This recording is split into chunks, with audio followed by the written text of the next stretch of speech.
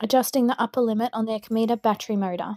Hold up and stop simultaneously on the remote until you get a response. Adjust to new upper limit.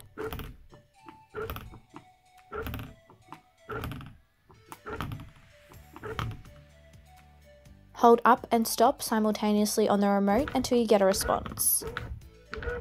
If there's no response after holding 2 buttons simultaneously on your remote, it's locked. Search our channel for Acmeda Remote Unlock. If we've helped you, please help us by hitting that free subscribe button to find us easier next time.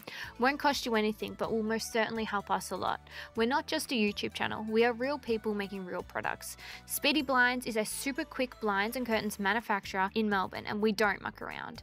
If you're after a Speedy supplier or have any questions, please get in contact with us and we can do our best to help you.